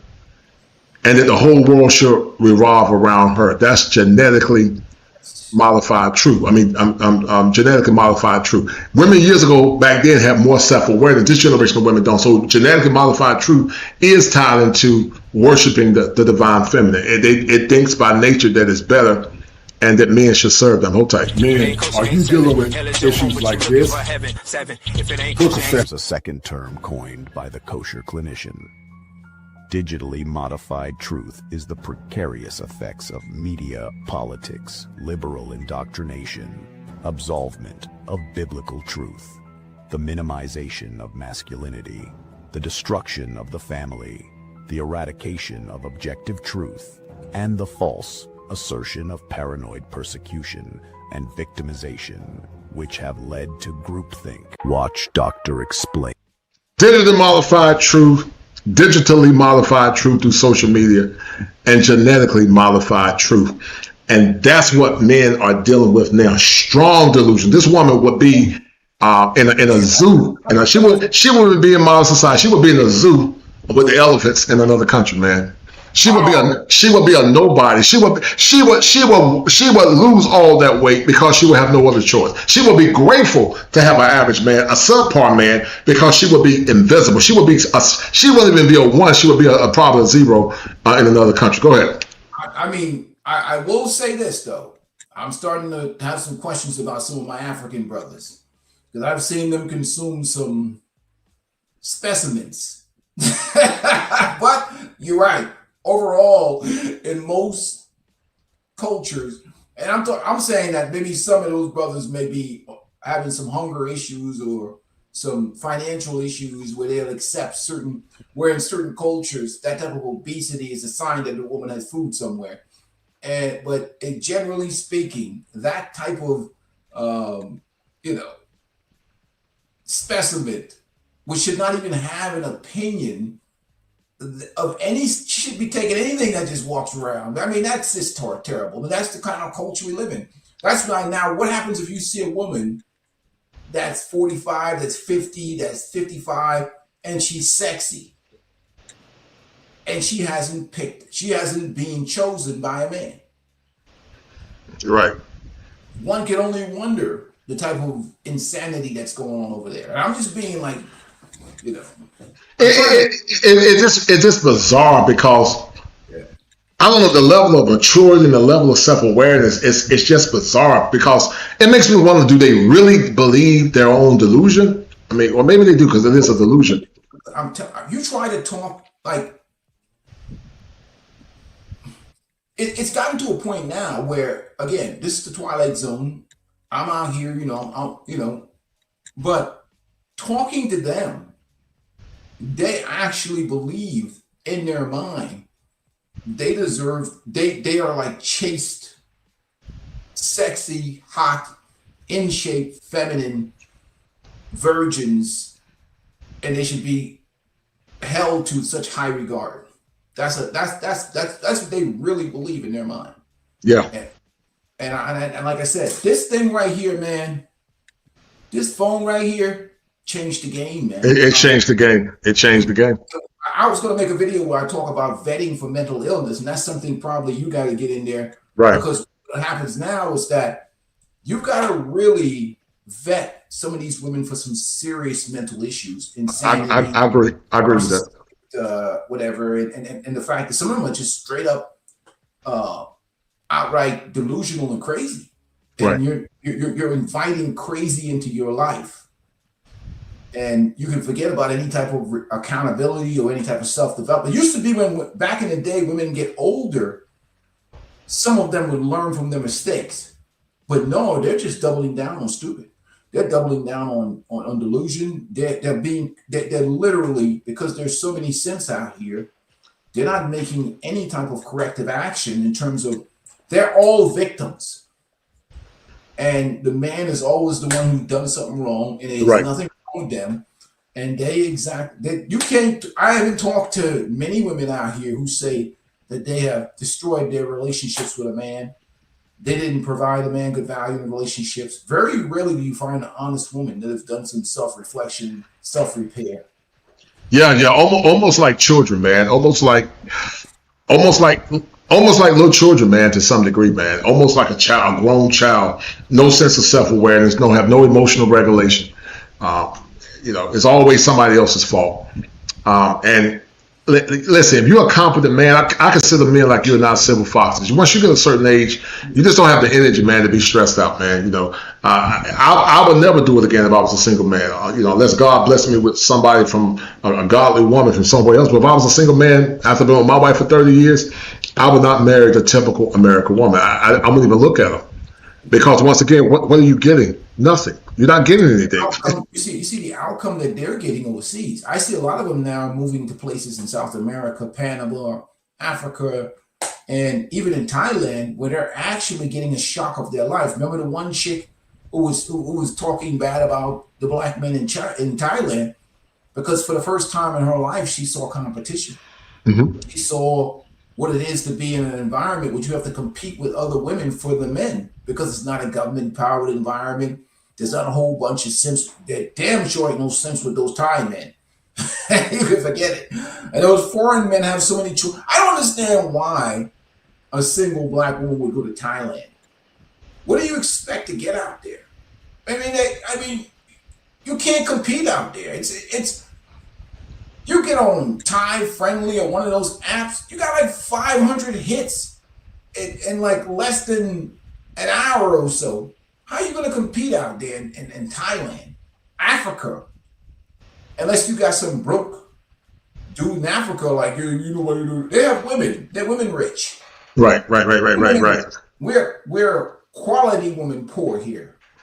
We have a lot of quantity of sex, but quality of women are poor over here. There are quality of women rich over there. Financially, they may be struggling a little with the brothers over there, but they got a whole lot of good-looking women in these places. They just don't. So you're going over there, the men make less money, you're hypergamous, and the men don't take the bullshit. And what is a 5 over there is a 10 over here. How the hell are you going to compete in that market? You're not feminine. You're not cooperative. You're a feminist. What kind of man are you going to meet over there? I don't get that. Why would you leave a gynocracy, a gynocentric environment, to go into a patriarchal environment where you actually have to compete and add value? Mm-hmm. And even over there, they have the African women that are over there in Bangkok, down there in Sukhumvit 11 in Nana Plaza, or in Pattaya down there on Walking Street. They do have African women there.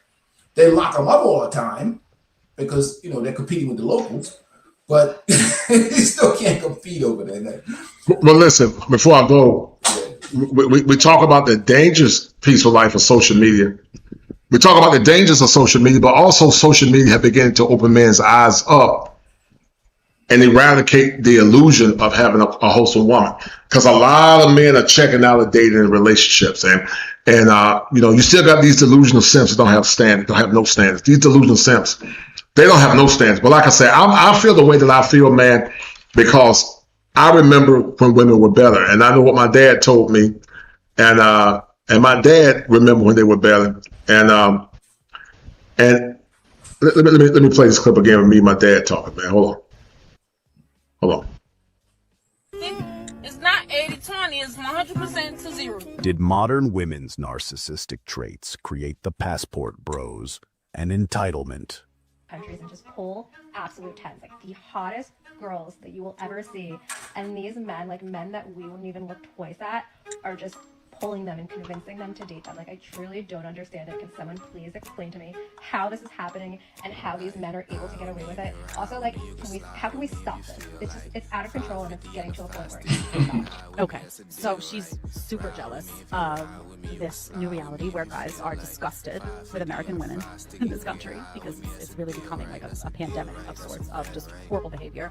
And they go to other countries and they meet women who want to be in their feminine, right? Because they haven't been indoctrinated in the same way. A woman will know her worth, and their worth will not be an inflation. It'll be limitless.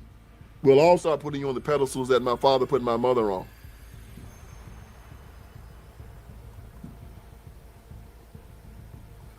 That my grandfather put my grandmother on. That my great-grandfather put my great-grandmother on. You know why? Because I knew all three of them.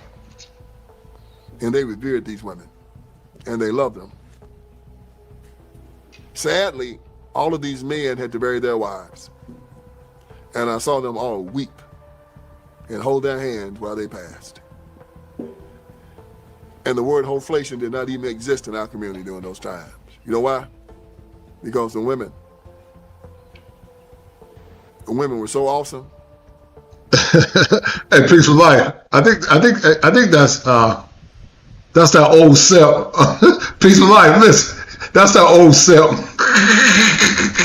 That's that old self, man, to be talking about you and I. You know the 80-year-old self. You hear me? Can you hear me? You there? Yeah, I'm here. You know what this old simp is? We're gonna call his name out. He got the struggle channel. Yes, we can see. He's trying to be funny. You know the old simp. You know the old simp that be coming on our channels, running his mouth and calling folks old men and bald head. This old and this is the kind of simp that's a problem. He's a nobody. His wife probably was viciously and vigorously pounded by a dark skinned man like you and I. He don't have anything else to do but to be in other men's business. I don't know this bum, this clown. The trash he's talking in real life, he won't say it to my face because I'll probably break his jaw. But you got old simps like this fool, this old goofy looking simp, old ugly, old look a malnourished dog. And you want to get views, man. Don't give me but that old goofy simp, that adds to the delusion of modern women. Yeah, I wouldn't give that simp any airtime because what happens is he's struggling. Hey, don't respond to that simp. He's a simp, Biohammer. He's a simp. Don't even respond to that clown, man. I'm about to block that clown and send him to the upper room. Which one? The mangy one? The mangy one? Yeah, the one that look like an old dog. One of the look like he don't take baths. I think he has a hygiene problem, a mental health problem. Yeah, I think he got mental illness too. I think he need to come get a diagnostic consultation, man. It looks dirty. He looks very dirty. Looks mangy.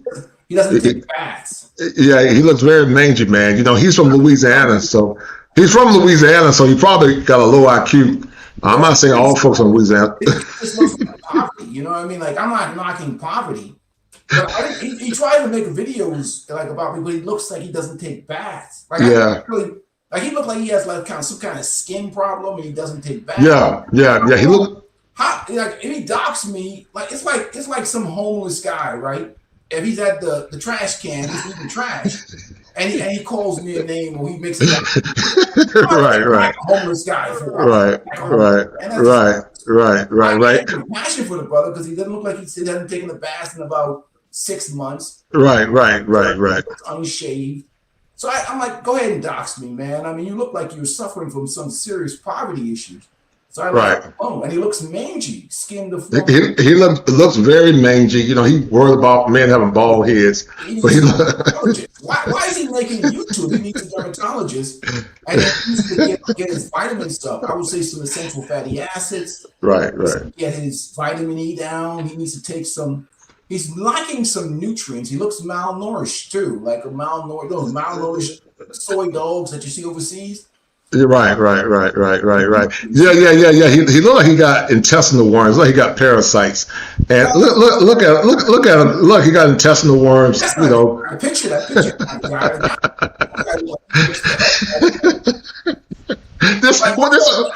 What this old simp don't understand is Peaceful Life is that him trying to call men out these false allegations about men being pedos, and you're not going to stop nobody old simp from living their life just because you are a gynocratic male.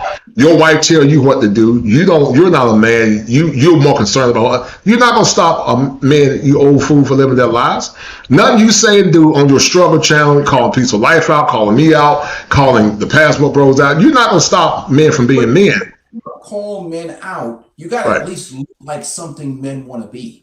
Right. No one aspires to be some old, mangy-looking guy living in the backyard. Don't take no baths. You're disqualified. Your opinion is disqualified by the way that you look mangy and malnourished. Right. How do you give an opinion if you look sickly? You see my skin? This is beautiful nutrients. Right. I know we're eating good. Look at our skin. 2 educated men, successful, have raised family. Look at the brothers in the chat. Their skin looks healthy. This dude looks like he's malnourished and mingy. And I felt bad for the brother because I'm like, yo, maybe I just send the brother. I wanted to like sick myself. I sent the brother my email. So we could get him some better nutrition. Wait, hold on. Tell the old dog to send me his cash out, man. Old dog, send me your cash out because you look. Me and Peaceful Life, we're gonna send you a cash out because you look pathetic, man. You look old and mangy. And you know, I think what it is, Peaceful Life. I think that his wife or girlfriend probably has been. He probably like masculine. I think he's jealous of you and I because you and I are masculine. He's not masculine. And his wife his wife probably talks about, his wife probably looks at our content, and because he got a struggle channel, his channel can't grow. He got about 5 views per channel, and so yeah. You can only imagine what his wife looks like. You don't want to see his wife. He'll be y'all, man. We're not going to kill him. Come on, we don't want to see a guy like that. Looks like that. He looks halfway. You don't want to see anything that he's in a relationship with. Right. You talk about Rasputia. I put that Norbert picture up there. Whatever he is in a relationship with, it's got to be extremely hard on the eyes because the way he looks, looks so unkept. It's a struggle channel. It's a struggle channel. Hungry, bummy-looking, homeless brother making. This is the problem with YouTube. YouTube is like they don't do background like real. Right. Like does this guy even have the, making content and you look like you're homeless? That's terrible, man. I feel sorry for the brother. To be honest with you. Yeah, well, he's probably projecting, man. You and I probably remind him of the man that his wife used to deal with. He probably saw some content. He probably was not part of the cool kids growing up, and he got issues. And it's the boomer simps like this fool. Yeah, it's the boomer simps. They go and spread this false propagation. These idiots keep saying, "Oh, X-Tour." So hold tight. I'm gonna educate this bum on Peaceful Life because it's obvious he's slow. He probably didn't graduate. He doesn't have a position to be making. He's not winning in life. He looks like he's suffering from extreme poverty. Right. Look like he got scabies. He looked like he got scabies, man. I've already eviscerated this old fool, not one time, but multiple times. You would think a man that old, he looked like he's about 70 years old, that he would be wise and listen to what my dad's saying. But what this fool don't understand is that you can mock, you can try to shame, what men don't understand, you're not gonna stop a grown man for doing what he want to do. You can try to mock him. It's getting to the point now, man, trying to mock men and call them pervs and all that. It's actually gonna make men want to do what they want to do even more. Well, I mean, especially when it's coming from somebody that's like a loser. It won't. It assumes that when you make a video like that, a moxing or a doxing video, it assumes that you are talking from a superior position. Right. But if you look like you have scabies or the mange, or if you look like you living out the back of some broken down trailer park where, you know, the roof is leaking and all that shit, and you out there with overgrown grass and your teeth is yellow and, you know, all kinds of weird shit. Your eyes don't look clear. All kinds of weird stuff on that. Like, hold on, because let's educate this bum on Peaceful Life. Because this old fool, he don't know any better. I know he's sort of slow. You know, he probably didn't graduate from college or high school. But let me flex on this old bum real quick, Peaceful Life, because he don't understand. He's dealing with a 5-star basketball crew. He's dealing with an intellectual mind. I don't know why this old fool. The next time you come on my channel, run your mouth, old fool, I'm going to charge you a penance for being so ignorant. But you're dealing with an intelligent man, old man. You're not on my level, man. Get your weight up before you keep coming to my channel. Hold tight. Shut up, Kosher. Shut up. Shut up, Kosher. Take it back.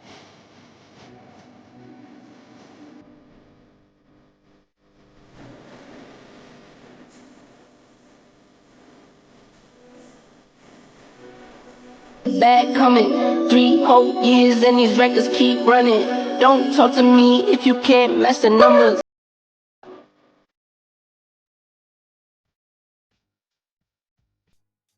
Like myself, you know, you went to college, you graduated, college educated man. And so let's educate these bums peacefully. Let me educate these bums, because these fools are so idiotic. They got these broad overgeneralizations.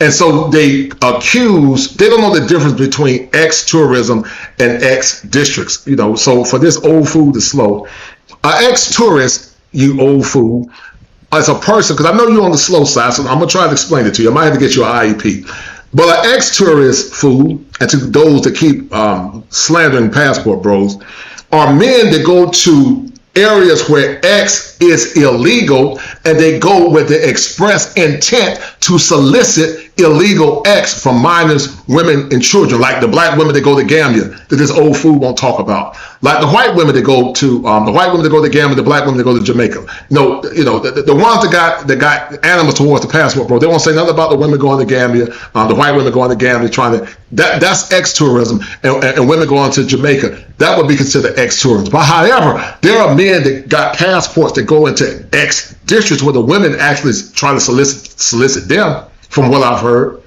and from the movie that I did.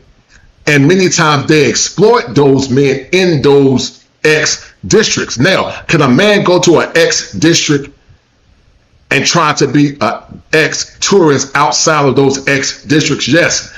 But passport bros are not going to areas where it's ex-tourism. But they falsely confuse ex-tourism with ex-districts. They don't know the difference. And so you got this old fool that's slow. You can tell he's not that bright. You know, his vitamin D is low. His vitamin B is low. And they keep perpetuating these false stereotypes and these false equivocation. What would you say about that? Because they keep, these fools on, they're bisexual, and that's they don't even know what the definition of an ex-tourist is. Well, I don't even think that a person has the absolute privilege or even the mindset. If I hadn't taken a bath in 6 months, if I don't take any baths in 6 months, I don't know what the feeling of some good Dove soap is on my skin. If I haven't shaved or tailored my beard or my mustache, if my skin look like I am vitamin D deficient or I'm deficient in essential nutrients, I wouldn't be worried about what men are doing that can afford to pay for flights to go places or sex tourists or passport bros or anything. I'd be worried about taking a bath or fixing that leaky roof in my trailer park, or maybe getting the engine to run in my car, or maybe cleaning up, the house, or cleaning up that land, that filthy place that I'm living. I would be worried about passport bros. I'd be worried more about my physical appearance. When you appear on YouTube and you look very unkept, that tells me everything I need to know about you. You don't Right. look like you brush your teeth. You don't look like you take baths. You don't look like you comb your hair. You don't look like you groom yourself properly. And you have an opinion. The opinion needs to start by looking at yourself in the mirror. Right. And then before you come outside, back in the day, there was a respectful thing for a man to properly groom and take care of himself before he presented himself to the public. Right. You on a YouTube channel looking mangy, dirty, disgusting, unkempt, filthy, and you're worried about what guys are passport bros. I wouldn't passport bros or man over traveling wouldn't even be in my vocabulary if I look unhygienic. So I don't think anybody has told him he looks like he's. I don't want to even insult homeless people because homeless people look better than him because they eat good food at the mission. I mean, there's a bunch of homeless people that have better looking skin than his. Right. Right. You know, a lot of my homeless brothers eat good food, especially up here in the Northeast. The guy looked like he's malnourished, and I'm like, why do you care about passport bros or men tricking when you haven't taken care of your body? Well, it's simple. He's inferior. He's projecting out of his inferiority. People like him gotta talk about competent men like us because it makes him feel good because he has a low self-esteem. So he has a low self-esteem. Men that talk about other men, they're projecting out of their own inferiority. So I gotta put them down to make myself look good, man. But he looks terrible. That's the problem with it, is that, and this is why there need to be a separation of man and masculinity. And in cultures, there's a separation. And the problem with social media is a guy like that who shouldn't even have an opinion in the spaces with men like us or men like that or men in the chat. He feels he has an opinion because he feels that he's on the same intellectual level as us. Not at all. Right. But he doesn't understand. Without social media, if we saw each other in the street, we wouldn't have a conversation. I'll just look at him and I'll look like he looks real mangy. I'd be afraid of catching the mange or lice jumping on me or some crabs or something. I'd be afraid that if I, shake the brother hand, I might get crabs. So I wouldn't even engage with the brother. You know what I mean? I'd be like, yo, Right. I'll probably scare him. I'll probably check his chin, man. Probably get in his face and tell him to toss some trash down, man. We got to have some lice infestation or something. Yo, this dude's living. Where does he live? Where do you live, man? You look like you got to do better, man. Before you can, I would forget YouTube, brother. Get your life together, man. Right. Well, he feels bad because he's inferior, man. He wants to be part of the cool kids club. He probably can't travel. He can't travel, or maybe he used to could travel. And he's on Social Security, man, and he's reminiscing the good old days. But you know what happens? You bring lice somewhere. If you travel somewhere, right, and he start there's been people like when I used to work back in the day, be homeless people sitting in the station, and you'll see lice crawling all over them. He can't get on no plane like that with lice crawl all over his body the way he looks. I don't understand. You can see them crawling and out of their hair. You're like, whoa. I think what Liv's piece was like, he from Louisiana, so they eat neutral rats. Them old big rats with them big orange teeth. He actually looked like a neutral rat. But because he eat neutral rats, man, neutral rats, he probably got the fleas on them. He probably got fleas on them with them neutral rats, man. But anyway, go ahead, man. Videos, like he makes a doxing video, right? Right. And the people that he makes the doxing videos, the people look at him and look how disgusting he looks. They come to our channels and subscribe. Right. Because they're like, man, this dude, nobody's listening to somebody who looks like they just crawl out of a garbage can. And he just recruits subscribers for our channel because he doesn't look very well. Nobody's told him he looks hideous. But I think you'll find out tonight that he looks hideous after this conversation. Oh, yeah. Yeah, he looks real hideous, man. Right now, I say, honey, how come you didn't tell me I look this bad? His wife probably take his check and tell him to go sit down and go cut the grass. He probably obliges because he don't want to make his wife mad, man. They're like, honey, how come you didn't tell her? How come you didn't tell me I look this bad? I'm out here messing with kosher and a peaceful life, and you didn't told me I look like dog shit. Now I got to really look at myself in the mirror. You know how they talk down there?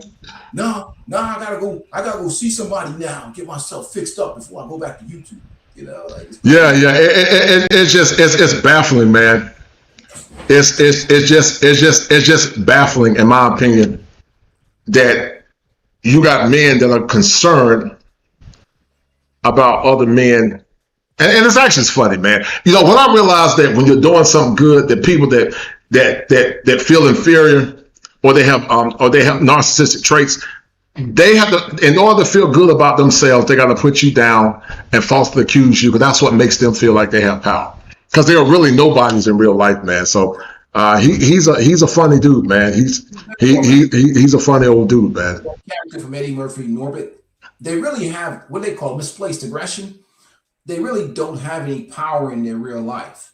Right. Right. And what is with them is just, so they take out their aggression on other men, because men who are living free, living life on their own terms. Many of the guys you see that are worried about what men do with their money and their sacks, it's misplaced aggression. One, they can't live the lifestyle. Two, they're in bad situations. Maybe some dudes got too many baby mamas. Maybe dudes have so many obligations where they can't travel, they can't do anything. And they want to share their misery with the world. Right. They want to share their misery with the world. Right. I totally agree with that. I agree with you 100%. They're miserable. They don't have a life. They're projecting, like you said, displaced aggression. They're projecting their anger onto others, because, or you got the ones that think, you know, they got the slave catcher mindset. They think you're supposed to bow to them, and you're supposed to go to another man to get permission to be a man. Ask permission to be a man. The group think collectivist plantation. Like I said, and I wish a man would up there and try that with me. You would get your jaw slacked. I don't listen to inferior men. At the end of the day, their own life. See, the thing about it is this: you don't have to do anything to them. Their whole life is a jaw slap every day. Every day they wake up. Every day that their dude wakes up and looks in the mirror is a jaw slap to his life. You don't have to touch him. It's like, if you ride by, even when I worked in profession, a homeless person would curse me out or whatever, I just kept it moving, because at the end of the day, they have to live in their reality. And if their reality ain't winning, it doesn't even matter. Mm-hmm. You know what I mean? So you're dealing with these types of men, they're not winning in their own lives. So it's really, their focus is on everything except what they need to be doing every day to make their lives better. No, I agree. I sent that old step to the upper room. But anyway, man, thanks for tapping in, man. Real quick, what you get out of the conversation, man, before I go? I mean, what I'm getting out of it right now is that, look, at the end of the day, man, the social contract is violating. Men got to do what's best for themselves. Nobody's going to take care of you like you. At the end of the day, this shit ain't changing anytime soon in our lifetimes. Do what you got to do for you. Be unapologetically masculine. Live your life on your own terms. Don't pay no attention to these egalitarian simps or these agents of the community, agents of the gynocracy. Like I said, if you can't call them and ask for $10,000 loan today, their opinion don't matter. Oh yeah, I don't. Listen, let me tell you something, man. Let's say if I was a peasant under a bridge, and let's say if I didn't have money, you and I make good money. You're retired. I make good money as a clinician. I would still never compromise my integrity and dignity as a man for the sake of getting no other man's approval. I don't look at some of these goofballs on YouTube as my male equivalent. I don't care how much money you got. I don't care if you're rich. I don't care if you live in the Beverly Hills. I'm not impressed by that stupid stuff like that, man. I don't care if you're a bigger content creator and got more. I don't care about that, because at the end of the day, I don't care about your opinion. Because if you took YouTube away, a lot of these clowns will be nobodies. Am I right or wrong? There will be nobodies. If you took YouTube away, there will be nobodies. There will be nobodies working average, mediocre jobs. And they think that I got to get their approval to live my life, or any man got to get their approval. I got to go no damn man get your approval. It's this culture and this community, because again, this crabs in the barrel mentality. Right. They don't want to see anybody else win. And it's not even about, it's just that they don't like your freedom. They don't like the way that we talk. We're not talking like the typical groupthink plantation conversation. They want us all to share the same narrative. They want us to be good old boys, Probably some of these community women want to give us the good belting, me and you, because we're not being good egalitarian men that they're used to. And the simps are the enforcers. And again, there's nothing you can do about this stuff other than to block out the noise, become successful, use your resources, use relationship capitalism, enjoy your life, man. I like the way how our brother CGA moves. He don't give a rat's ass. He just lives. Oh yeah. Oh yeah. And that's the way, that's what men do. You don't have to answer to another man about your autonomy and your sovereignty as a man. But anyway, we're gonna end it here, man. Take care of yourself, brother. I'll see you soon, man. All right. Take care. All right, guys, we're gonna end it. My man, Peaceful Life. We're about to end it, guys. Thank y'all for tuning in. And guys, we are going. Thanks to the Wall Report for being the #1 sponsor. Guys, we're gone. Be well. Loser ass nigga. Your video with comments about He's a certain loser. other female. Just to let you niggas know, we don't need y'all. We want y'all, but we don't need you. 20 years later. Our black men, we want all y'all back. Because we love you, we see you, kings, and most importantly, we need you. And most importantly, we need you. And most importantly, we need you. You can't. If you a that's for the streets. You can't delete the ski. You can't delete the ski. I know a who used to suck dick every month of night. You can't. Delete your Hit that like button and share this stream if you're not a beta male.